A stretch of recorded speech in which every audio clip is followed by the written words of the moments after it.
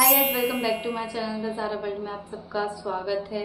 तो गाइस काफ़ी टाइम हो चुका है, बहुत सारे लोग पूछ रहे हैं कि क्या हुआ है। और यहाँ पे देखो, अगर मेरे पास स्क्रीनशॉट होगा तो मैं लगाऊंगी। मतलब मैंने सोचा था जितना हो सकेगा मैं अपनी लाइफ पर्सनल अब नहीं बताऊंगी, क्योंकि क्या होता है ना, मुझे लगने लगा है कि यार नज़र भी और कुछ चीज़ें ना ऐसी भी लगने लगी हैं कि हाँ नहीं बताना चाहिए यार। लोग मजाक उड़ाते हैं और चीज़ें, मतलब लोग तमाशा बनाना चाहते हैं बस।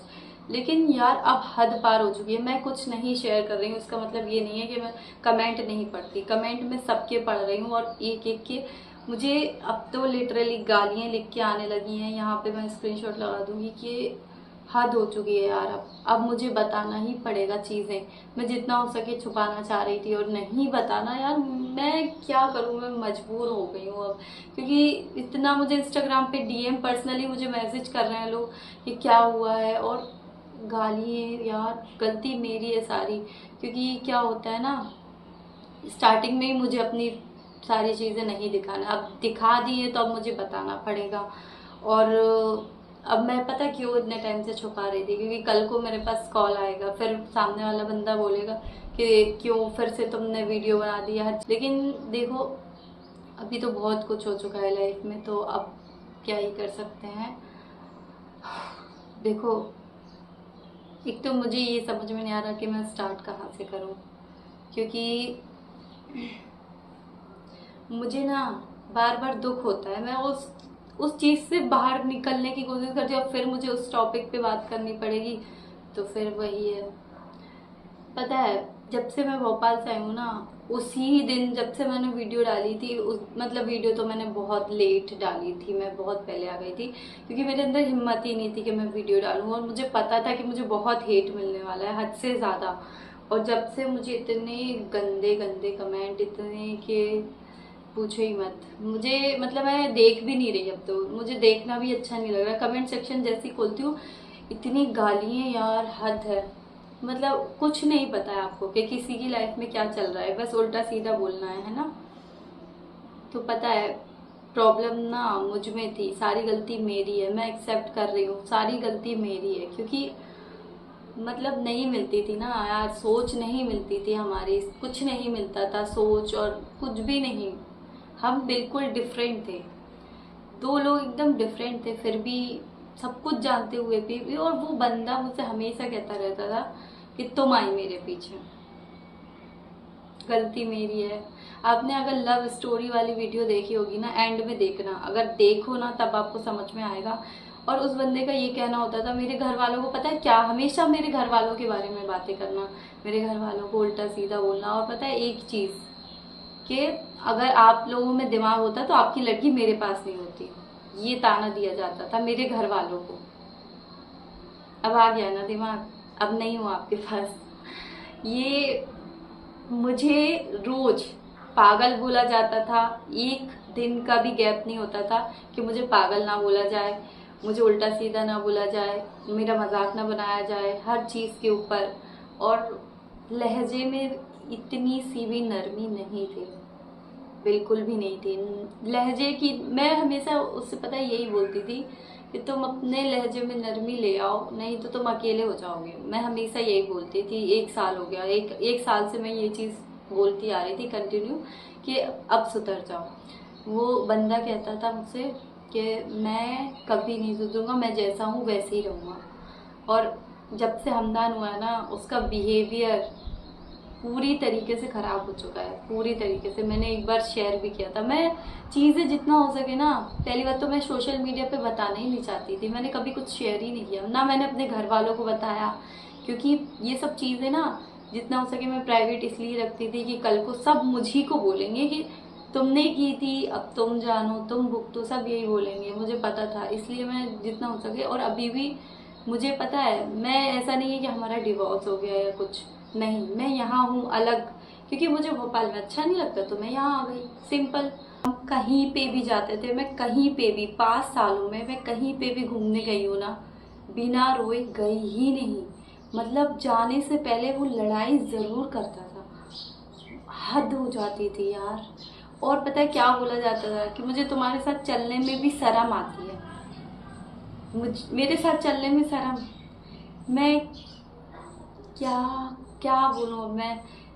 चीज़ें बहुत मुझे मेंटली टॉर्चर किया जा रहा था। मतलब मैं घुट रही थी वहाँ पे, बहुत बुरी तरीके से घुट रही थी, क्योंकि एक लिमिट होती है हर चीज़ की। और मैं डिसरिस्पेक्ट अब टॉलरेट नहीं कर सकती। इतनी डिसरिस्पेक्ट कि ऐसा लगता था, फिर मुझे ऐसा लगने लगा था कि मुझ में ही कोई कमी है या मैं ही खराब हूँ। यार कोई इंसान अगर आपको इतना बुरा फील करा रहा है ना, तो यार उस इंसान से दूर हो जाओ, क्योंकि फिर वो आपको बर्बाद कर देगा, वो आपको कहीं का नहीं छोड़ेगा। आपको सेल्फ डाउट होने लगेगा, आपका कॉन्फिडेंस पूरी तरीके से ख़त्म हो जाएगा लाइफ को लेके, आपके ड्रीम्स ख़त्म हो जाएंगे, चीज़ें बिल्कुल वर्क ही नहीं करेंगी। और वो मतलब मुझे यही बोला जाता था हमेशा। मैं वीडियोस बना रही हूँ, मैं चीज़ें कर रही हूँ, ठीक है, मैं किसके लिए कर रही थी? उसी इंसान के लिए कर रही थी।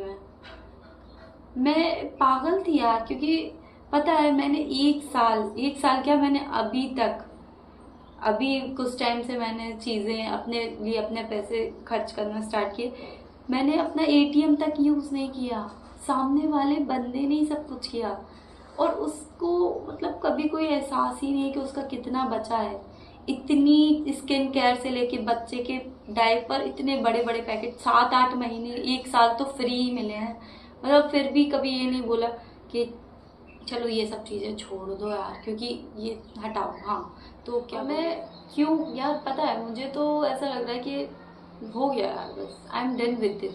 क्योंकि ज़िंदगी भर तो मैं ऐसा नहीं सुन सकती ना। मुझे पता है जलील किया जाता था, मुझे ये बोला जाता था कि झांसी वाले, पूरे झांसी वालों को, मतलब मैंने फिर बोलना स्टार्ट किया भोपाल वाले। मैं भोपाल के बारे में कभी कुछ नहीं बोलती थी, लेकिन सामने वाला बंदा कंटिन्यू बोला जा रहा कि तुम लोग बिद्दती हो, यहाँ पे ताजिए मनाए जाते हैं, ये मनाया जाता है, नियाज फातिया, ये वो यहाँ, हाँ हमारे यहाँ चलता है। तो क्या हो गया यार? तो इसके पीछे मुझे इतना मजाक उड़ाया जाता था। एक लिमिट होती है मजाक की, लेकिन मजाक नहीं, वो ताने ताने के उससे। और मेरे भाइयों के बारे में कि तुम्हारे भाई तो मदरसे नहीं जाते हैं, तुम्हारे भाई तो, यार वो लोग स्कूल पढ़ रहे हैं, वो अभी जैसे नहीं, चलो ठीक है, उनकी बात भी सही है, दुनिया की तालीम भी ज़रूरी है, दीन की भी सही ज़रूरी है, लेकिन एक ताने देने वाली बात हो जाती। मैं तो कभी सामने वाले बंदे के घर के मैटर, मैं घर के बारे में कभी बोलती ही नहीं थी, लेकिन वो बंदा मेरे घर वालों के पीछे हाथ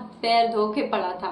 बस मेरे घर वालों, मेरी मम्मी के पीछे, मेरे सबके पीछे, जो तुम्हारा भाई तो ऐसा है, तुम्हारा भाई तो वैसा है।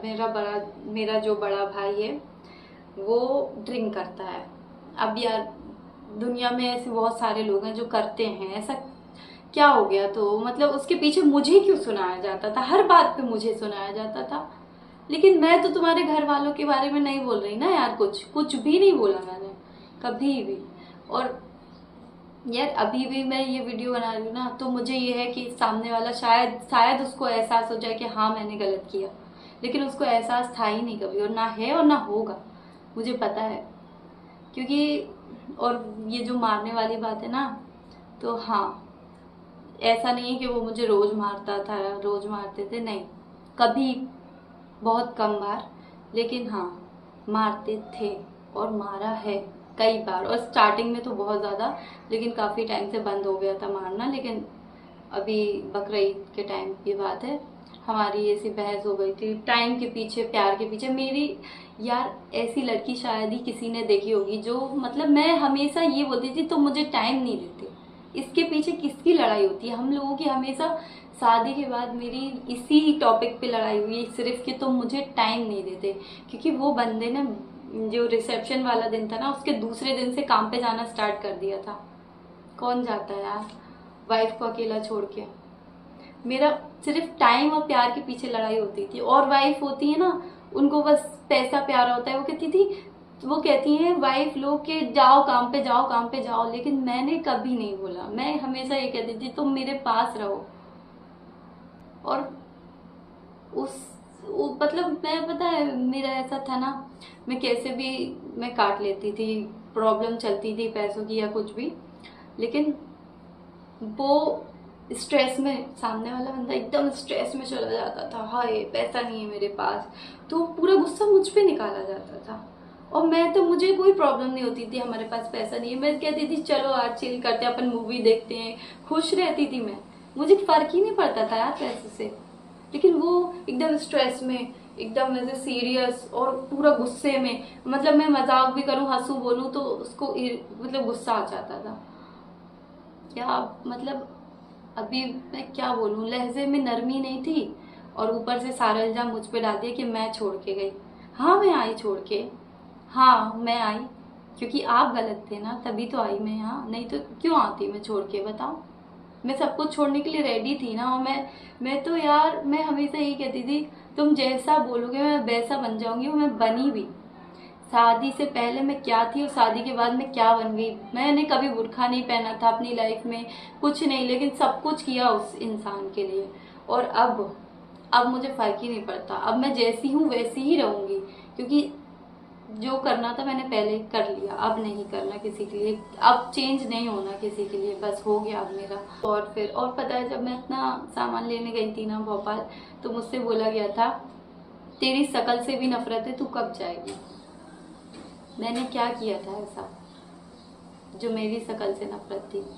गलती तो सारी उसकी थी ना, उसने एक्सेप्ट ही नहीं किया। मैं, पता है, मैं हमेशा वो ही चाहती थी कि वो एक्सेप्ट करे कि तुमने मुझे मारा है, तुमने जो किया है गलती माने, लेकिन नहीं माना सामने वाले ने। और पता है, छोटी छोटी स्मॉल थिंग्स मेरे लिए बहुत मैटर करती है, बहुत। मैं मेंटली डिस्टर्ब हो रही थी मतलब बहुत ज़्यादा, तो मुझे छोटी छोटी चीज़ें, जैसे कि रोज़ रोज़ मुझे पागल बोलना। अभी जब हम लोग बकरीद पे गए थे, मैंने व्लॉग भी डाला था, अगर देखा होगा किसी ने, तो उसमें मैं मतलब रेस्टोरेंट गए थे हम लोग, तो वहाँ पे मैं फ़ोटो खींचने लगी थी। ऐसे फ़ोटो जब खींचने लगी थी तो सबके सामने, वहाँ पे वेटर भी थे और भी लोग बैठे थे, सबके सामने मुझे बोल दिया पागल ये क्या कर रही है।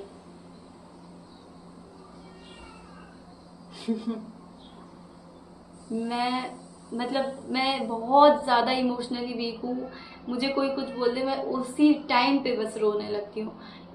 इस आदत से मैं अपनी बहुत ज़्यादा परेशान हूँ। मुझे कहीं पे भी, रोड पे रोना आ जाता है, कहीं पे भी रोना आ जाता है। मैं डिप्रेशन में हूँ, मुझे ऐसा लगता है, क्योंकि तभी होता है ऐसा। तो मैं उसी टाइम पे मैं कंट्रोल ही नहीं कर पा रही थी। मैं जैसे तैसे मैंने कंट्रोल किया यार, क्योंकि सब लोग थे। लेकिन फिर वही, ये घर जाने के बाद पूरी रात में रोई कि सबके सामने कैसे कर दिया ऐसा। मैं ऐसे ही, हम लोग एक बार हल्दी में गए थे, उनके इधर ही फैमिली फंक्शन था, किसी के इधर हल्दी में गए थे, ठीक है। तो मैं खाना खाने बैठ गई थी, तो हमदान एकदम से रोने लगा, बहुत ज़्यादा चीखे मार मार के रोने लगा, और मैं खाना खाने लग गई थी। तो सबके सामने, वो बहुत सारे लोग बैठे थे, सबके सामने मुझे पता क्या बोला कि तुम तो बैठ जाती पहले खाना खाने। मेरे मुंह में निवाला था, मैंने खाना छोड़ा, हमदान को गोद में उठाया, मैं रोड पे गई, और लाइट नहीं थी वहाँ पे, रोड पे अंधेरा सा था। मैं फूट फूट कर रोई हूँ कि ऐसे कैसे कर दिया यार, ऐसे कैसे मेरी इंसल्ट कर दी यार सबके सामने। ऐसे ही हम लोग वाटर पार्क गए थे एक बार, तो मेरा कुर्ता फट गया था।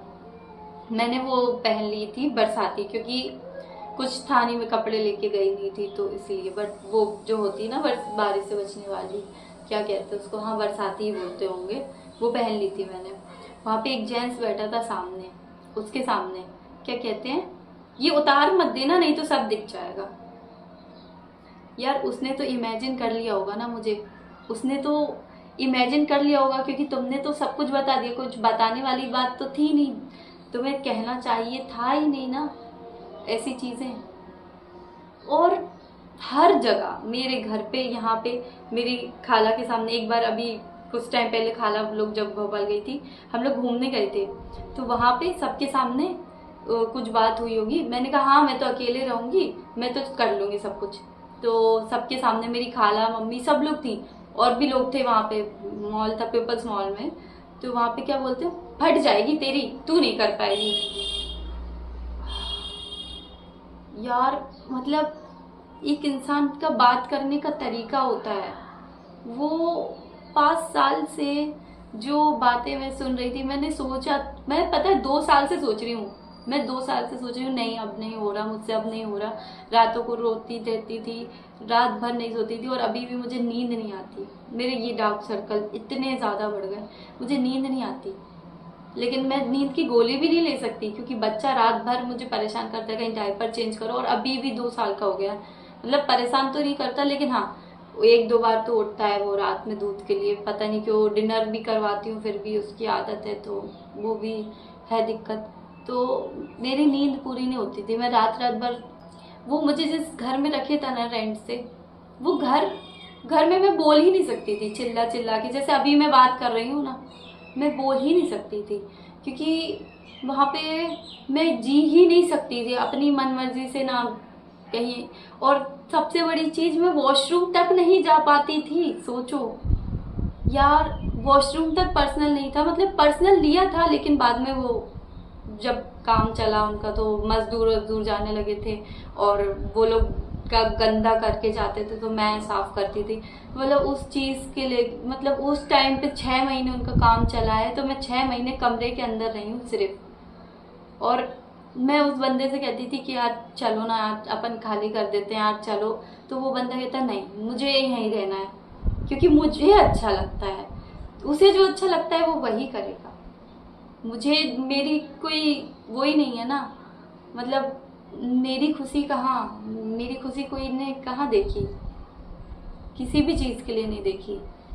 और मैं कहते थे झांसी चलो, झांसी, और झांसी के लिए उसका हमेशा मना रहता था क्योंकि झांसी में क्या मुझे खुशी मिलेगी ना, क्योंकि मैं कहीं पे भी जा सकती हूँ आ सकती हूँ। तो वो बंदा कहता तुम वो आवारागर्दी करोगी, इसे आवारागर्दी करना कहते हैं। और जब वो इंसान ना बाइक ले रहा था तो मैंने बोला था स्कूटी ले लेते हैं, दोनों के काम में आएगी। तो उसने कहा नहीं तुम वो करोगी, छिनारा करोगी। मतलब स्कूटी से उनकी बहन भी तो चलाती हैं, क्या वो करती हैं क्या? मतलब सब करते हैं यार, सब जाते आते हैं, सामान लेने जा रहा है इंसान, और हर चीज़ के लिए मुझे उल्टा सीधा बोलना।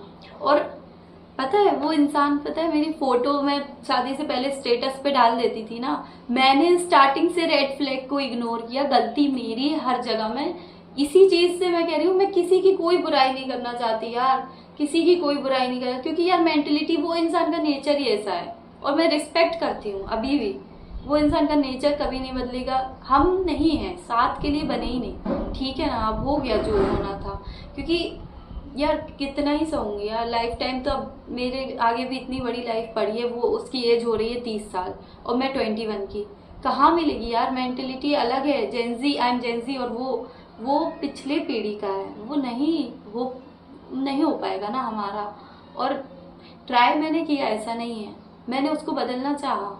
मैंने कितना, एक कोरा कागज होता है ना, उस पर आप कितना कलर चढ़ा देते हो, कितना भर देते हो, तो वो आपके रंग में रंग जाता है। लेकिन जो ब्लैक कागज होता है ना, उसको आप कितना ही ट्राई कर लो रंग करने का, कितना ही आप उसकी सोच बदलने की कोशिश कर लो कि अब बदल जाए, लेकिन नहीं बदलेगी ना। क्योंकि मुझे तो अपने आप में ही लगता है कि मैं थी ना, सारी गलती मेरी थी ना, सब मैंने किया, मैं गलत हूँ। मैंने ही फ्रेंड रिक्वेस्ट भेजी, मैंने ही बात स्टार्ट करी, सब कुछ मेरा था, मेरी तरफ से था। तभी तो उसका एक ही ताना होता था कि तू आए मेरे पीछे, मैं नहीं आया। और सब लोग मुझसे कहते हैं कि तुमने क्या देखा, सही कहते हैं सब लोग, मैंने कुछ नहीं देखा। मैं बता रही हूँ, मैं इमेच्योर थी, मैं अब मेच्योरिटी आई है मुझ में। और सब यही कहते थे ये शादी नहीं चलेगी क्योंकि लड़की इमेच्योर है, अभी पागल है, बच्ची है लड़की, दिमाग नहीं है उसमें। और सब सही कहते थे, क्योंकि जब तक दिमाग आएगा ना, जब तक कहीं ऐसा ना हो बहुत देर हो जाए, और देर हो चुकी है। अब सब कुछ खत्म हो गया, मतलब मैं तो कहीं की बची ही नहीं ना। मेरे पास तो बच्चा है, मेरी तो लाइफ खराब हो चुकी है। आपको तो बढ़िया है ना, आपके लिए बढ़िया सी लड़की मिल जाएगी। आपकी बहन ने बोला भी था कि मैं अपने भाई की शादी करा दूंगी अच्छी लड़की देख के। और वो बंदा भी मुझसे कहता था, पता है, मतलब कुछ भी नहीं सामने वाले के पास, लेकिन एटीट्यूड इतना कि वो सरकारी नौकरी में है, इतना एटीट्यूड। कोई बात नहीं, मुझे अब फर्क नहीं पड़ता। मुझे तो ऐसा लगता है ना कि या तो आपको पागल हो गया होगा, तो या तो आपका दिमाग किसी ने कुछ करवा दिया, या जादू टोना, या क्योंकि आप पहले तो ऐसे नहीं थे। इतना चेंज तो नहीं आना था यार किसी इंसान में। हमदन जरा सा कुछ कर दे, तेरी माँ की, तेरी माँ की, तेरी माँ की गाली, बस माँ की, तेरी माँ की, तेरी माँ की, जरा में मतलब हद होती है, एक लिमिट होती है। बच्चा है वो, बच्चे को बच्चे की तरह ट्रीट करना चाहिए ना। लेकिन बच्चे को ना इतनी गंदी गंदी गालियाँ कि मुझे लगता था ना कि मैं, और मतलब जब हम लोग कहीं जैसे जाते थे, मेरे कहने से वो सामने वाले नहीं लेके गया मुझे, मैं कहती थी कि चलो अपन कहीं घूम के आते हैं। हमदान को अच्छा लगता था, लेकिन जब वो शैतानी करता था ना तो बीच रोड पे उसकी इंसल्ट कर दी जाती थी, बच्चे की, बच्चा है वो। और मैं और जब दूसरे पेरेंट्स को देखती थी कि वो हस्बैंड वाइफ जा रहे हैं, उनका बच्चा कितनी शैतानी करता है, लेकिन पापा कुछ नहीं बोलते, इतना नहीं बोलते। बच्चों को, बच्चे जो करते हैं करने दिया जाता है। संभालती तो थी ना मैं, ऐसा तो है नहीं कि मैं संभालती नहीं थी, लेकिन यार बच्चे पे इतना गुस्सा करना ठीक नहीं था, बिल्कुल भी ठीक नहीं था। मैं बच्चा पैदा करने के ना शुरू से ही खिलाफ थी।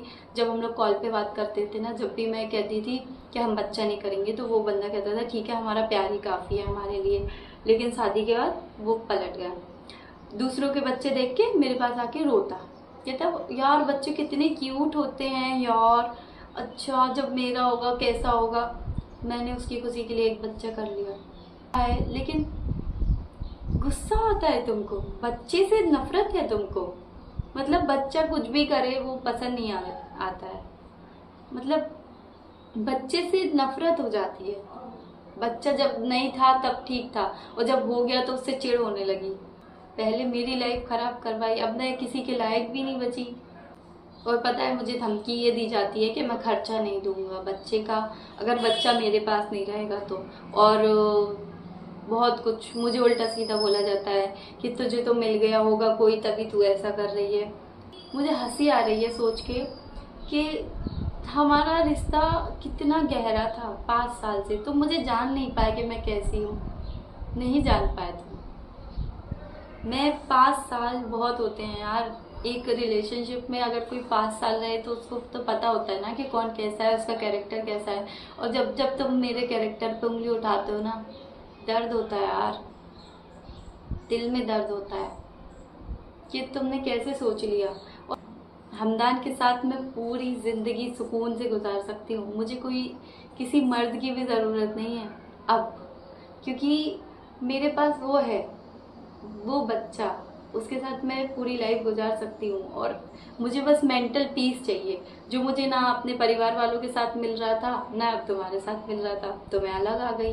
और अब मुझे इतना सुकून लग रहा है ना, मतलब मैं कहीं पे भी जा सकती हूँ, आ सकती हूँ, मुझे कोई रोक टोक नहीं है, कोई रोक टोक करने वाला नहीं है। प्लस मुझे किसी की ताने नहीं सुनने, मुझे किसी की उल्टी सीधी बातें नहीं सुननी। घर का काम मैं पहले भी करती थी और अभी भी करना ही पड़ेगा घर का, मुझे अब कोई वो नहीं है। और जिसको जो बोलना है ना कमेंट में वो बोलो, जिसको जो सोचना है ना मेरे बारे में वो बोलो यार, क्योंकि मुझे अब फर्क नहीं पड़ेगा, क्योंकि ऑलरेडी मैंने बहुत कुछ सुन लिया, इतनी सारी गाली, इतना सब कुछ सुन लिया ना कि अब मुझे फर्क नहीं पड़ता, कोई कुछ भी बोलता रहे। जो अनपढ़ होते हैं ना, वो गाली उनकी जुबान पे 24 घंटे बैठी रहती है, किसी के लिए भी कुछ भी बोल देना बिना सोचे समझे।